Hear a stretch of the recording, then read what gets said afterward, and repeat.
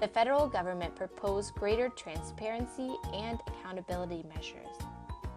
The three main requirements of the law were annual testing in reading and math for grades 3 to 8, increased accountability through publicly reporting test results with data disaggregation, school improvement interventions for failing schools, and the requirement for states to provide highly qualified teachers to all students. No Child Left Behind brought much needed attention to achievement gaps among historically underserved students and started a national dialogue on how to best improve educational equity. Despite the fact that the law played a strong role in bringing to light the issues of educational equity, transparency, accountability, and data analysis, implementation of the law proved difficult. One of the main challenges was that schools were held accountable for absolute levels of student performance without looking at student learning gains. This meant that many schools were categorized as failing, despite making huge gains in student learning outcomes. In fact, most differences in student scores were due to differences in stringency of state standards. The Obama administration provided voluntary waivers, also known as ESEA Flex, that relieved states from some of the more burdensome requirements of the law. States with waivers had to meet requirements such as improving their accountability system, implementing college and career-ready standards, and teacher effectiveness policies. At my school, as in many schools, there is a huge focus on eliminating the achievement gap. At the level of our school, as well as at the level of our classrooms, we disaggregate our data to ensure that all students are learning.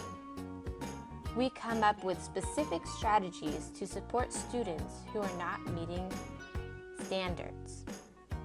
Another way that No Child Left Behind affects students is frequent testing in reading and math. Students are tested annually starting in 3rd grade, but there are also 2 to 3 optional practice tests throughout the year. Although our school does not teach to the test, we are intentional about teaching the standards that will be covered on the test.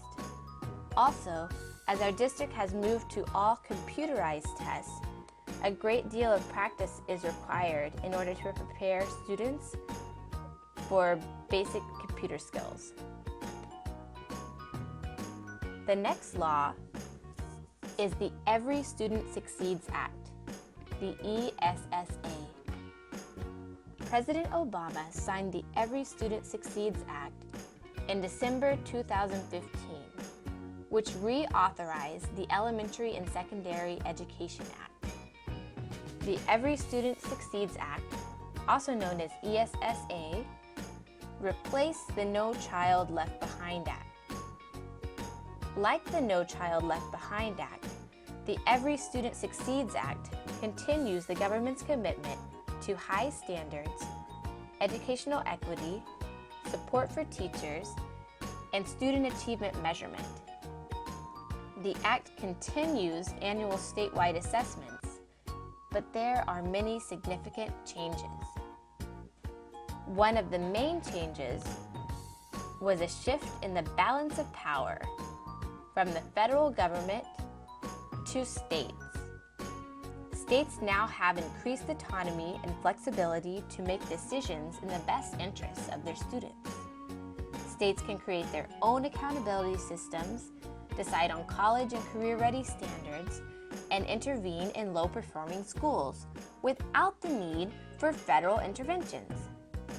For the first time, the law requires that all students in the U.S. are taught to high academic standards that will prepare them for college and careers. This could be the Common Core or other rigorous standards that states adopt. Created using Powtoon.